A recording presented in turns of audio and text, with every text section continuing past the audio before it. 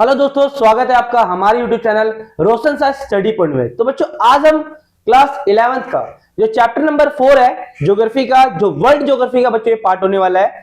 इसमें जो चैप्टर का नाम है महासागरों और महाद्वीपों का जो वितरण है, इसके बारे में पढ़ेंगे।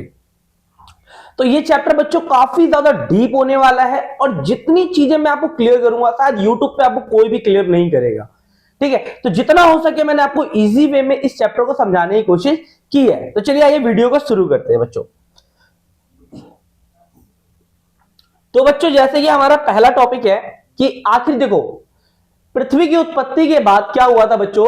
लगभग अगर देखा जाए तो 3.8 अरब वर्ष पहले महाद्वीपों एवं महासागरों का क्या हुआ था बच्चों, निर्माण हुआ था। अब आप बोलोगे, आप 11th क्लास में हो, शायद हो सकता है बहुत सारे बच्चों को महाद्वीपों और महासागरों में अंतर ना पता हो। तो मैं बता देता हूं बच्चों कि आप लोगों को देखो, ये आपको ये दिख रहा है वाले, ये जितने भी भूमि वाले जो क्षेत्र दिख रहे हैं, ठीक है, या भूखंड दिख रहा है, इसे कहते हैं महाद्वीप। ठीक है, इसे कहते हैं महाद्वीप। और इसके आसपास जो बच्चों पानी वाला जो एरिया है, ठीक है ना, जैसे कि ये वाला जो क्षेत्र है वो कौन सा बच्चों, प्रशांत महासागर है। ठीक है, ये आर्कटिक ओशन है। इस प्रकार से ये क्या है, महासागर है ना। और महाद्वीप क्या होता है, ये स्थलीय भाग होता है। तो इसमें ये कहा गया है बच्चों कि क्या हुआ था, जैसे 3.8 अरब वर्ष पहले क्या हुआ था, महासागरों और महाद्वीपों का क्या हुआ था बच्चों, निर्माण हुआ था। ये महाद्वीप अगर देखा जाए, महाद्वीपों और महासागर जिस रूप में आज पाए जाते हैं उस रूप में ये पहले नहीं थे। जिस तरीके से आप देख रहे हो ना, बहुत अच्छे तरीके से, किस तरीके से पूरे व्यवस्थित तरीके से है ना ये, तो ये इस तरीके के पहले नहीं थे। ये सारे के सारे पहले के थे, जुड़े हुए थे।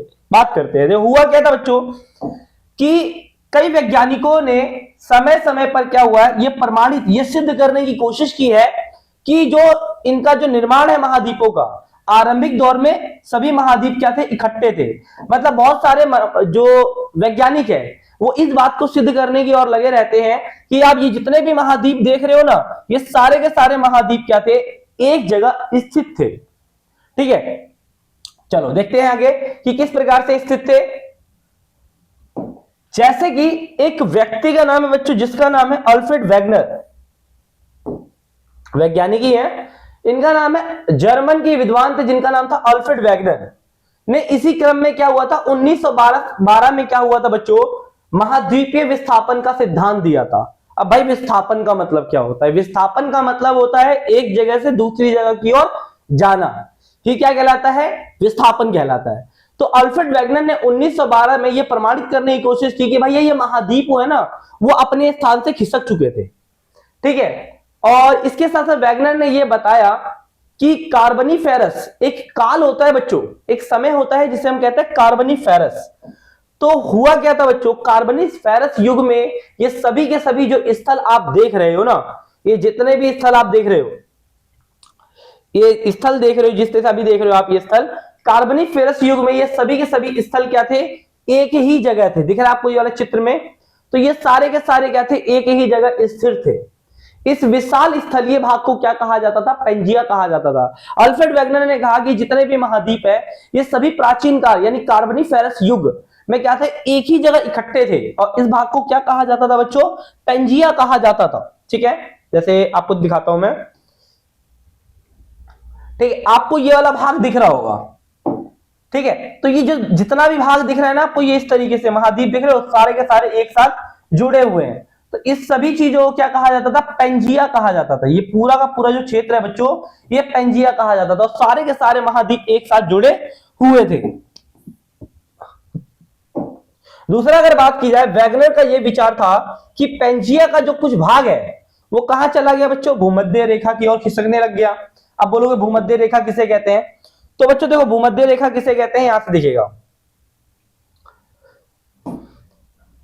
तो भूमध्य रेखा किसे कहते हैं बच्चों, यानी जो पृथ्वी को बीच से बांटती हो। ठीक है ना, ये जो बीच में पृथ्वी के बीच में जो आ रही है, इसे कहते हैं भूमध्य रेखा। ठीक है, तो वेगनर ने ये बोला कि भैया जो पेंजिया का भाग था ना, ये क्या हुआ था, भूमध्य रेखा की ओर खिसकने लगा था। और यह प्रक्रिया आज से लगभग 30 करोड़ साल पहले होने लग गई थी। और इसके साथ साथ क्या होता है, जो कार्बनीफेरस युग में ये क्या हुआ था, आरंभ हुआ था। कहने का मतलब क्या है कि जो महाद्वीपों का विस्थापन है, ये कार्बनीफेरस युग में क्या हुआ था, विस्थापन होना शुरू हुआ था। और लगभग 5 से 6 करोड़ वर्ष बाद यानी एक काल आता है जिसे हम कहते हैं प्लीस्टोसीन। प्लीस्टोसीन युग में क्या हुआ, ये महाद्वीपों ने वर्तमान स्थिति प्राप्त करी, ठीक है। और अभी आप देखते हो मिलता जुलता ये रूप दिखाई दे रहा है। कार्बोनिफेरस युग में क्या हुआ, महाद्वीपों का विस्थापन शुरू हो गया था और वर्तमान जो आप रूप देख रहे हो ना, ये वर्तमान रूप कब ढाला गया होगा, प्लीस्टोसीन युग में ये वर्तमान रूप आया होगा। ठीक है बच्चों, अब चलो आगे की ओर बढ़ते हैं। अब बात करते हैं कि भैया आखिर ये पेंजिया है क्या। ठीक है, तो बच्चों क्या है, देखो आज के सभी जो महाद्वीप थे ना वो एक ही भूखंड यानी एक ही भूखंड के हिस्से थे और इसी को क्या कहा जाता था बच्चों, पेंजिया कहा जाता था। आप लोगों को अभी मैंने आपको बताया, दिख रहा है आपको ये क्षेत्र, ये पूरे सारे के सारे महाद्वीप एक जगह जुड़े हुए थे और इसी महाद्वीपों के जुड़ाव को हम क्या कहते हैं बच्चों, पेंजिया कहते हैं। और पेंजिया के विभाजन से क्या हुआ, दो बड़े खंड यानी दो महाद्वीपों का विस्थापन हुआ था। या कह सकते हैं जो पेंजिया था जब ये टूटा था तो ये दो भागों में टूटा था, एक बना लॉरेशिया, दूसरा बना गोंडवाना। आप देख रहे हो अगर ये है पेंजिया का भाग, ठीक है, तो पेंजिया का जो भाग है इसके जो उत्तर वाला जो क्षेत्र आपको दिख रहा होगा ये है लॉरेशिया और नीचे वाला जो भाग है बच्चों ये है गोंडवाना। तो याद रखिएगा आरंभ में जो पेंजिया का जब विभाजन हुआ था तो विभाजन में ये दो भागों में बटा, एक बना लॉरेशिया और दूसरा बना गोंडवाना या गोंडवाना लैंड भी आप कह सकते हो। ठीक है, इसके अब बात करते हैं भाई आखिर पेंथालासा क्या है। चलो हम तो समझ गए कि पेंजिया किसे कहते हैं, तो पेंथालासा क्या है। अब बच्चों पेंथालासा का मतलब जानते हो क्या होता है कि पेंजिया के जो चारों ओर आप लोगों को विशाल सागर दिख रहा है ना, पानी, ये पेंजिया है। पेंजिया के आसपास जितना भी आपको ये पानी दिख रहा है, ठीक है ना, ये सागर दिख रहा है, इसी को ही क्या कहा जाता है, पेंथालासा कहा जाता है। तो इस प्रकार से वैज्ञानिक ने प्रमाणित करने की कोशिश करी कि आरंभ में जितने भी महाद्वीप थे ये सारे एक साथ थे जिसे पेंजिया कहा जाता था और इसके आसपास का जो भाग था जो समुद्र या आप कह सकते हो सागर या पानी, ठीक है, ये सब पूरा क्या था, पेंथालासा था। ठीक है, आगे बढ़ते हैं, अब देखते हैं आगे क्या हुआ। अब हम बात करें, चलो भाई हम लोग बात करें लाखों करोड़ों साल पहले क्या हम लोग थे, या जिन वैज्ञानिकों ने ये प्रमाणित करने की कोशिश की है कि ये सारे महाद्वीप ऐसे थे, तो क्या ऐसा हो सकता है ना। वो वैज्ञानिक जो है इतने पुराने समय में तो रहे नहीं होंगे, तो उन्होंने कैसे सिद्ध किया कि सारे के सारे महाद्वीप जो थे वो एक साथ थे, कुछ तो थ्योरी दी होगी ना बच्चों। तो महाद्वीपों के विस्थापन के सिद्धांत में अलग अलग तर्क दिया जाता है। जैसे अगर बोला जाए, पहले हम देखते हैं महाद्वीपों की समानता या महाद्वीपों में समानता। अब भाई महाद्वीपों में समानता का मतलब क्या है बच्चों, ये डायग्राम को देखना, इसके जरिए समझेंगे। यानी यदि हम महाद्वीपों के आकार को अगर ध्यान से देखो बच्चों, ध्यान से अगर देखो, ये दक्षिणी अफ्रीका है, ठीक है ना, और ये क्या है, उत्तरी अमेरिका है। एक तरह से पजल टाइप से है ना, अगर इस पजल को हम इसके साथ जोड़ दें तो ये क्या जुड़ेगा, हाँ ऑफ कोर्स जुड़ेगा। देखो आपको जुड़ रहा है कि नहीं जुड़ रहा। तो हुआ क्या बच्चों, यदि हम महाद्वीपों को आकार को ध्यान से देखें तो पाएंगे कि इनके आमने सामने की जो तट रेखा है उनमें बहुत अच्छी जैसे समानता दिखाई दे रही है। साफ पता लग रहा है कि भाई ये दोनों ही क्या है, महाद्वीप एक साथ कभी ना कभी जुड़े हुए थे ना बच्चों। ठीक है, दूसरा सिद्धांत दिया जाता है महासागरों के पार चट्टानों की आयु में समानता। अब हुआ क्या, जैसे कि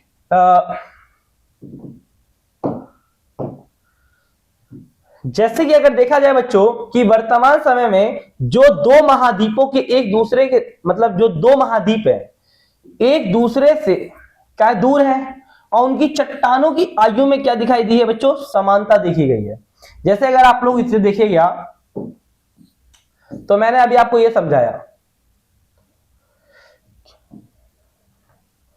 ठीक है बच्चों। ये देखो आज दक्षिण अमेरिका अलग है और अफ्रीका क्या है, अलग है, तो कॉमन सी बात है दोनों अलग है।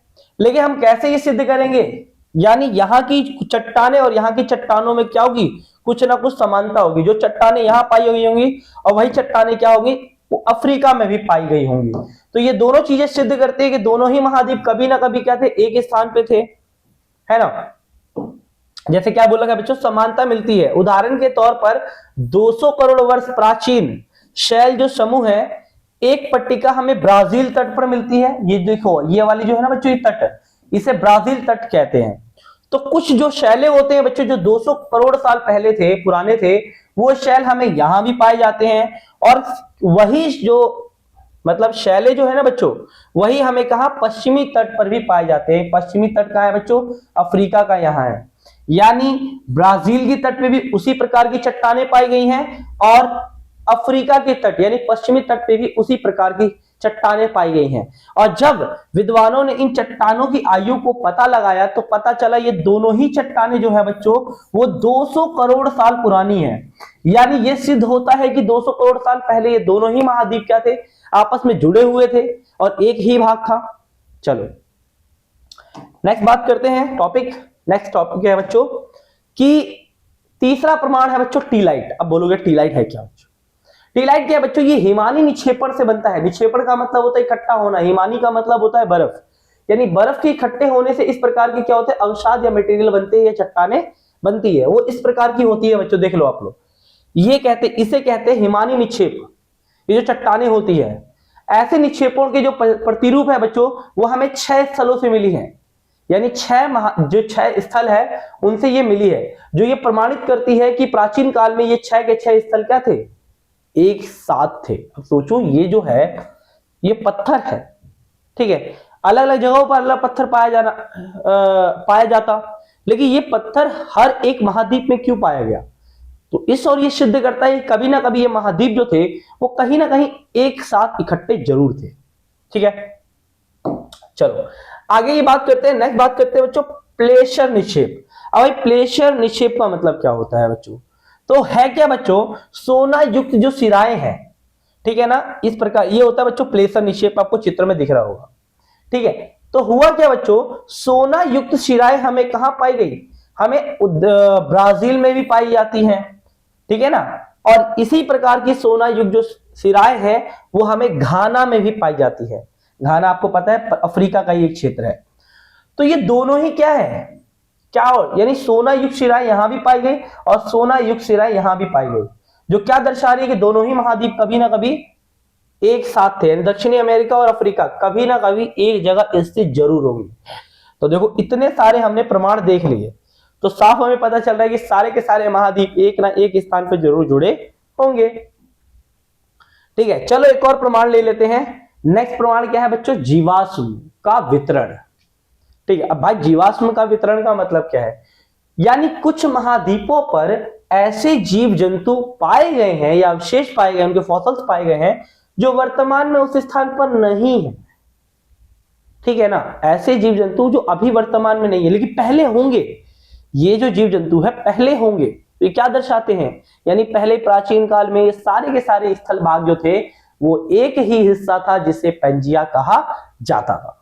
ठीक है बच्चों, तो ये है देखो मैंने तो आप लोगों को ये क्वेश्चन टॉपिक वाइज करवाने की कोशिश करी है, लेकिन ये क्वेश्चन भी बहुत इंपॉर्टेंट है, कई बार पेपर में आता है कि आप कैसे सिद्ध करिएगा कि ये सारे के सारे जो महाद्वीप थे वो एक ही भूखंड के हिस्सा थे। आप कैसे बताइएगा?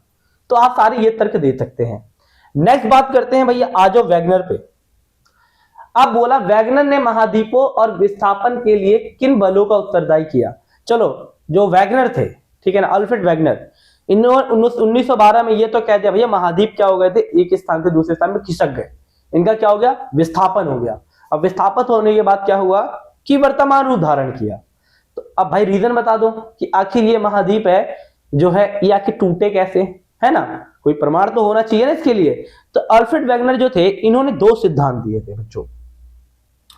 पहला सिद्धांत दिया पोलर फ्लाइंग बल। इन्होंने कहा भैया पोलर फ्लाइंग बल के कारण क्या हुआ है, ये महाद्वीप जो थे वो आसपास से खिसक गए और खिसकने के बाद वर्तमान रूप धारण कर दिया। देखो कैसे होता है। इन्होंने ये कहा कि पृथ्वी अपने अक्ष यानी पृथ्वी के घूर्णन के कारण महाद्वीप क्या हुए? अपने स्थान से खिसक गए। ठीक है, इन्होंने पहला ये बोला कि जो पृथ्वी है वो अपने अक्ष पर घूम रही थी।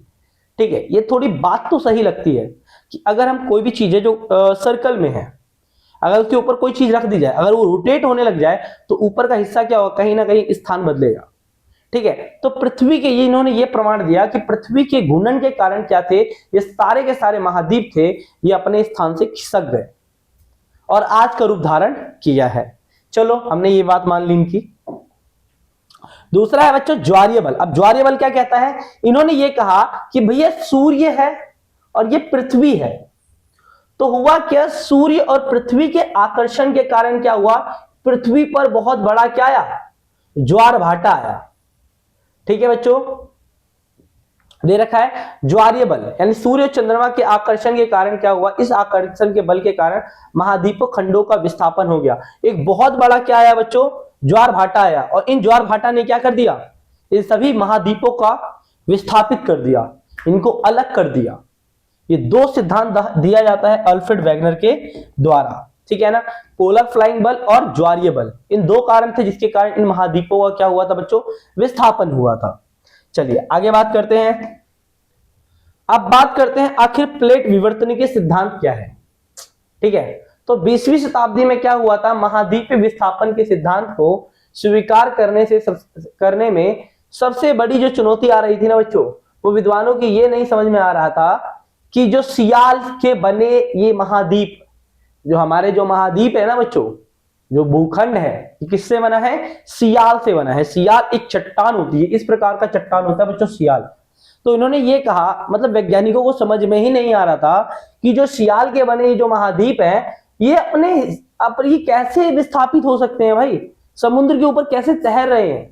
ये वैज्ञानिक सोच रहे थे कि भाई कैसे हो सकता है, पॉसिबल कैसे है, सियाल जो एक मजबूत पत्थर चट्टान होती है, ये समुद्र की ऊपरी सतह पर कैसे खिसक सकता है। पागल हुए थे, मतलब जो वैज्ञानिक थे वो समझ ही नहीं पा रहे थे कि जो विचारधारा है एक्सेप्ट करे कि नहीं करे, है ना। तो उस समय विद्वानों का ये विचार था कि महासागरीय भू जो परपट्टी बैसाल्टिक स्तर की ही विस्तार हुआ था।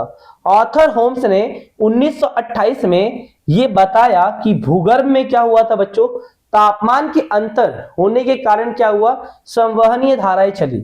मतलब जो 1928 में एक व्यक्ति जिसका नाम था आर्थर होम्स, इन्होंने कहा था कि भैया तापमान यानी पृथ्वी के आंतरिक भाग में तापमान में अंतर होने के कारण क्या हुआ, हमारी पृथ्वी के आंतरिक भाग में संवहनीय धाराएं चलने लग गई, जो ये प्लेटों को क्या देने लग गई, गति प्रदान करने लग गई, और इस प्रकार प्लेट क्या हुए, सदा गतिशील हो गए और महाद्वीपों में क्या हुई थी, विस्थापन पैदा करने लग गए। ये कहा था आर्थर होम्स ने। अब इनकी विचारधारा को हम ऐसे समझेंगे, देखो ये देखो, ये पृथ्वी जो है ना, ये पृथ्वी का इंटीरियर पार्ट है, यानी आंतरिक भाग है, ठीक है ना। अब इन्होंने कहा कि भैया पृथ्वी के आंतरिक में क्या होता है, तापमान में भिन्नता होती है। आपको दिख रहा होगा ये कि जो रेड रेड सा पार्ट है, यानी टेम्परेचर यहाँ ज्यादा है और यहाँ क्या है, नॉर्मल है। तो यहाँ क्या हो रही थी कि इस तरीके से हवाएं जो चल रही थी पृथ्वी के आंतरिक भाग में, तो इन्होंने क्या किया, एक धाराओं को उत्पन्न किया, और ये धाराएं क्या कहलाई बच्चों, संवहनीय धाराएं कहलाई। ठीक है, आपको दिख रहा होगा इस प्रकार की धाराएं, तो ये क्या हुआ बच्चों, संवहनीय धाराएं कहलाई। अब यहां देखो बच्चों कि हो क्या रहा है, ये धारा जब यहां से पृथ्वी के आंतरिक भाग से चल रही है, तो धीरे धीरे क्या हो रही है, ये जो चट्टान है या ये महाद्वीप है, तो महाद्वीपों को क्या दे रही है, गति प्रदान कर रही है।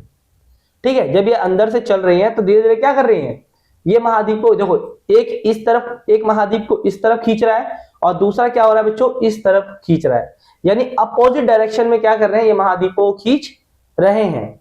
और अब धीरे धीरे क्या हो गया, इन महाद्वीपों में गतिशीलता आ गई, और ये धीरे धीरे क्या हो गया, महाद्वीप जो थे वो फ्लो करने लग गए। ठीक है, और धीरे धीरे फ्लो करते ही क्या हुआ, इन महाद्वीपों क्या हो गया, विस्थापन हो गया। ठीक है ना, यही बात तो कही है आर्थर होम्स ने। इन्होंने ये आर्थर होम्स ने 1928 में ये बताया था कि भूगर्भ में हो सकता है तापमान के अंतर के कारण क्या हुआ, संवहनीय धाराएं चली। अभी आपने देखा ना बच्चों, ये कौन सी धाराएं हैं, जो ये दिख रहा है आपको, ये वाली, ये संवहनीय धाराएं हैं। तो इन्होंने कहा कि हो सकता है भाई पृथ्वी के अंदर क्या हुआ, संवहनीय धाराएं चलती रही, जो प्लेटों को क्या दिया, इन्होंने गति प्रदान की, और इस प्रकार से प्लेटें क्या हो गई, सदा गतिशील हो गई, और महाद्वीपों का क्या होने लग गया, विस्थापन होने लग गया। लो भाई, इनकी विचारधारा को भी क्या कर लिया गया, एक्सेप्ट कर लिया गया। ठीक है, मुझे उम्मीद है आप लोगों को समझ में आ रहा होगा बच्चों। अगर ना आए तो वो कमेंट बॉक्स में बता देना, बाकी तो नोट्स मैंने प्रोवाइड करवा दिया है, उसमें भी आप देख सकते हो, वरना एक दो बार आप वीडियोस को देखिएगा, समझ में आ जाएगा पूरे चैप्टर। ठीक है। अब हमने बात करी कि आखिर ठीक है, हमने बात करी कि महाद्वीपों और महासागरों का विस्थापन कैसे हुआ, ऑर्थर होम्स ने क्या कहा, अल्फ्रेड वेगनर ने क्या कहा। अब बात करते हैं प्लेटों के बारे में। प्लेट खाने वाला प्लेट नहीं है ना, प्लेट दूसरा है। तो अब बात करते हैं कि आखिर ये मुख्य प्लेटें होती कौन कौन सी है, ठीक है, जिसे हम महाद्वीप कहते हैं। अभी महाद्वीप नहीं बोलेंगे, अभी हम कहेंगे प्लेट, ठीक है। तो देखो बात करते हैं कि देखो बच्चों, प्लेट विवर्तन के सिद्धांत के अनुसार क्या हुए थे, 7 मुख्य प्लेटें होती हैं, ठीक है। जैसे मुख्य प्लेट पहले होती है कौन सी बच्चों, जैसे आपको दिख रहा होगा अंटार्कटिका प्लेट। अंटार्कटिका प्लेट कहां है बच्चों, ये आपको दिख रहा है वाला, ठीक है। तो ये वाला जो है इसे कहते हैं अंटार्कटिका प्लेट। दूसरा उत्तरी अमेरिकन प्लेट, तो उत्तरी अमेरिकन प्लेट दिख रहा है आपको ये वाला भाग, तो इस वाले भाग को कहते हैं उत्तरी अमेरिकन प्लेट। इसे कहते हैं दक्षिणी अमेरिकन प्लेट, इसे कहते हैं प्रशांत महासागरीय प्लेट, इसे कहते हैं अफ्रीकन प्लेट, ठीक है बच्चों। इसे कहते हैं यूरेशियाई प्लेट, ये आपको दिख रहा है सबसे बड़ी प्लेट दिख रही होगी आपको ये, ठीक है, यूरेशियाई प्लेट। इसे कहते हैं इंडो ऑस्ट्रेलियन प्लेट, तो हो गया इंडो ऑस्ट्रेलियन प्लेट। तो ये हमारी क्या होती है बच्चों, 7 मुख्य प्लेटें या 7 बड़ी प्लेटें, इन प्लेटों को कहा जाता है। याद रखिएगा 7 बड़ी प्लेटों के नाम क्या है, अंटार्कटिका प्लेट, उत्तरी अमेरिकन प्लेट, दक्षिणी अमेरिकन प्लेट, प्रशांत महासागरीय plate, Indo Australian plate, Africa plate और यूरेशियाई प्लेट, ठीक है, ये मुख्य प्लेटें होती हैं। अब बात करते हैं छोटी प्लेटों के बारे में। तो ऐसा नहीं है बच्चों, कुछ हमारे क्या है छोटी प्लेटें भी हैं। अब छोटी प्लेटें कौन कौन सी है बच्चों, तो आपको दिख रहा होगा कौन कौन सी है। तो इसमें देखो इसके तरफ दिख रहा होगा आपको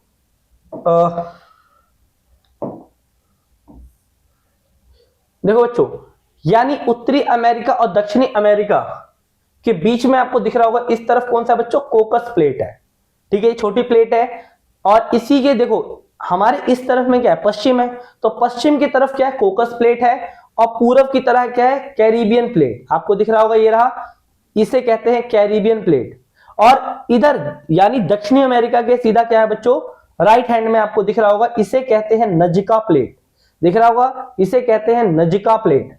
और कौन सा है बच्चों, इधर देखो आपको, इधर दिख रहा होगा आपको, इसे कहते हैं फिलीपींस प्लेट, ठीक है। इसके साथ साथ देखो ये रहा आपका अरेबियन प्लेट, ठीक है, ये कैरिबियन प्लेट है बच्चों, ये अरेबियन प्लेट है। तो ये अरेबियन, तो कितने हो गया, 1 2 3 4 5 6, तो 6 तो बताया मैंने। और एक होता है फ्यूजी प्लेट, फ्यूजी प्लेट आपको देखो फ्यूजी ये किसी तरफ होता है बच्चों, देख लीजिएगा। लेकिन मुख्य प्लेट मैंने आपको बता दी है कौन कौन सी है, ये रही कोकस plate, Caribbean plate, Nazca plate, ठीक है ना, अरेबियन प्लेट, फिलीपींस प्लेट। तो ये आपकी क्या होती है बच्चों, मुख्य प्लेट नहीं छोटी प्लेटें होती हैं। तो इनका स्थान जरूर याद रखिएगा पेपर में जो आपका वर्ल्ड मैप आएगा, ठीक है। तो मैप में 1 नंबर का क्वेश्चन यहीं से बनने वाला है, तो इस चीज को जरूर बच्चों याद है। कंफर्म क्वेश्चन आएगा जो मैंने आपको अभी बताया है, ठीक है। यानी इस वीडियो से आपका क्या हो गया, मैप भी क्लियर हो गया। चलो आगे बढ़ते हैं। अब चलो बच्चों, अब बात करते हैं प्लेटों की हलचल। अब भैया प्लेटें कैसे हलचल करती है, खाने वाली नहीं, मैंने बोला खाने वाली प्लेटों में समझो, ठीक है ना, ये भूखंड होते हैं। तो देखो बच्चों इसमें देखो क्या होता है, 2 हम मुख्य पढ़ेंगे, एक होती है अपसारी सीमा, एक होती है अभिसरण सीमा। अभी हमने संवहन धाराओं के बारे में पढ़ा, तो संवहन धाराओं में अभी आपने एक नोटिस किया होगा, ये देखो ये क्या हो रहा है कि जब ये नीचे संवहनीय धाराएं जब चल रही हैं, तो एक क्या करी, एक प्लेट हो क्या कर रही है, राइट हैंड में जो राइट की साइड है, ठीक है ना, यहां क्या हो रहा है, प्लेटों को ले जा रही है, और एक क्या होता है लेफ्ट हैंड। मतलब क्या हो रहा है, 2 प्लेटें क्या कर रही है, आपस में विपरीत दिशा की ओर जा रही है, ठीक है ना। तो अब देखना,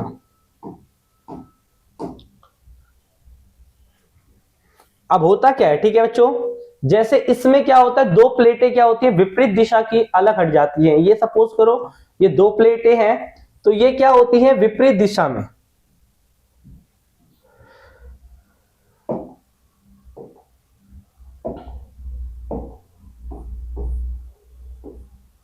ठीक है, ये आपको दिख रही होंगी, ये रही प्लेट, ठीक है। तो ये दिख रहा होगा प्लेट क्या कर रही है बच्चों, विपरीत दिशा की ओर जा रही है, ठीक है, एक प्लेट इधर की ओर खिसक रही है, एक प्लेट इधर की ओर। ये देखो, ये जो हवाएं दिख रही हैं आपको, ये कौन सी हवाएं हैं बच्चों?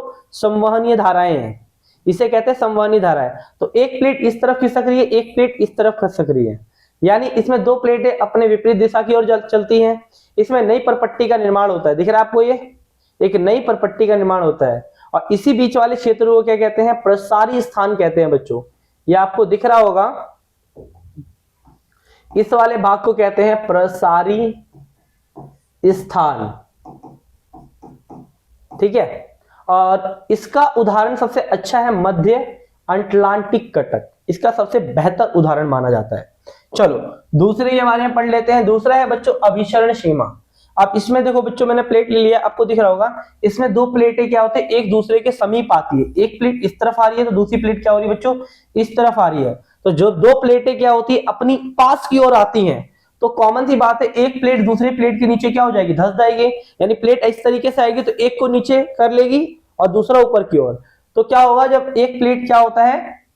नीचे चली जाती है और दूसरी प्लेट इसके ऊपर आ जाती है, इसे प्रविष्टन क्षेत्र कहते हैं। इस वाले भाग को क्या कहते हैं बच्चों? प्रविष्टन क्षेत्र कहते हैं। इसका सबसे अच्छा उदाहरण है प्रशांत महासागरीय प्लेट या अमेरिकन प्लेट, इसका सबसे अच्छा उदाहरण है। तो ये होता है बच्चों दो, यानी अपसारी और एक अभिसरण सीमा होती है। चलो आगे की ओर चलते हैं।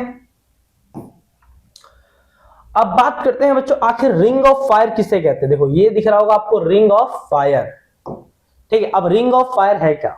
ठीक है, तो क्या बोल रखा है डेफिनेशन में? प्रशांत महासागर के किनारों पर क्या होता है? सक्रिय ज्वालामुखी की श्रृंखला पाई जाती है, इसे ही रिंग ऑफ फायर कहा जाता है, जो अग्नि वलय। रिंग ऑफ फायर को अग्नि वलय भी कहा जाता है। ये आपको दिख रहा होगा विश्व का मानचित्र, ठीक है बच्चों। अब इसके अंदर जब आपको ये दिख रहा है, इसके अंदर ये आपको दिख रहा होगा, यानी मैप जो है, ये आपका मैप है, ठीक है ना। इसके अंदर जो ये आपका पैसिफिक ओशन है, ठीक है। तो क्या बोल रखा है बच्चों, यहां आपको दिख रहा है ना इस तरीके से, यहां जो एक रेड टाइप सा बन रखा है, इधर क्या है? बहुत सारे क्या है बच्चों? ज्वालामुखी है लगातार यहां, ठीक है। यहां लगातार ऐसे क्या है बच्चों? ज्वालामुखी है और एक रिंग के समान है ये, इसीलिए इसे कहा जाता है रिंग ऑफ फायर, ठीक है। तो रिंग ऑफ फायर मैंने आपको बता दिया। प्रशांत महासागर के किनारे क्या होता है? सक्रिय ज्वालामुखी। अगर आपको ज्वालामुखी के बारे में नहीं पता है तो जो थर्ड चैप्टर है उसमें जाके देख लीजिएगा, सक्रिय ज्वालामुखी किसे कहते हैं। तो मैंने क्या बताया कि प्रशांत महासागर के किनारे क्या है बच्चों? सक्रिय ज्वालामुखी की जो श्रृंखला है, इसे कहते हैं रिंग ऑफ फायर, ठीक है बच्चों। तो रिंग ऑफ फायर या अग्नि वलय भी कहा जाता है। पेपर में रिंग ऑफ फायर ना देकर अग्नि वलय पूछ लेगा, अग्नि वलय किसे कहते हैं, तो इस चीज को याद रखिएगा। चलो नेक्स्ट क्वेश्चन की बात करते हैं बच्चों। नेक्स्ट हमारा टॉपिक है कि भूकंप और ज्वालामुखी की मुख्य तीन पेटियां। ये हमारा लास्ट टॉपिक है बच्चों, ठीक है। इसमें क्या है? भूकंप और ज्वालामुखी की मुख्य पेटियां, यानी ऐसे कौन से क्षेत्र हैं जहां भूकंप और ज्वालामुखी सबसे ज्यादा फटते हैं, भूकंप सबसे ज्यादा आता है। तो देखो, अटलांटिक महासागर के मध्यवर्ती जो भाग है, तट रेखा के समानांतर भूकंप और ज्वालामुखी की एक सक्रिय श्रृंखला है, आगे हिंद महासागर तक ये जाती है। आपको दिख रहा होगा, ये दिख रहा है आपको, यहां ज्वालामुखी और भूकंप आता रहता है और धीरे धीरे बच्चों ये दिख रहा होगा आपको कहां जा रहा है, ये हमारे हिंद महासागर तक भी जा रहा है, ठीक है। इसके दूसरा क्या है? अल्पाइन से हिमालय श्रेणियों और प्रशांत महासागर के किनारों वाले जो क्षेत्र हैं, यहां भी क्या आता है बच्चों? सबसे ज्यादा क्या होता है? भूकंप आता है। तीसरा है प्रशांत महासागर, जो महासागर के किनारे एक वलय के रूप में क्या होता है, जिसे मैंने अभी आपको बताया, रिंग ऑफ फायर का निर्माण होता है। तीसरे में अभी मैंने रिंग ऑफ फायर के बारे में बताया, अग्नि वलय के बारे में बताया। तो ये क्षेत्र ऐसे होते हैं जहां सबसे ज्यादा ज्वालामुखी या सबसे ज्यादा भूकंप आते हैं। तो बच्चों ये था इस चैप्टर का कंप्लीट पार्ट। जितना मैंने कोशिश किया है इस चैप्टर के सारी चीजों को आपको बताने की कोशिश करी है, ठीक है। तो अगर बच्चों वीडियो अच्छी लगी हो, इंफॉर्मेटिव लगी हो, तो वीडियो को लाइक शेयर सब्सक्राइब जरूर करें। धन्यवाद।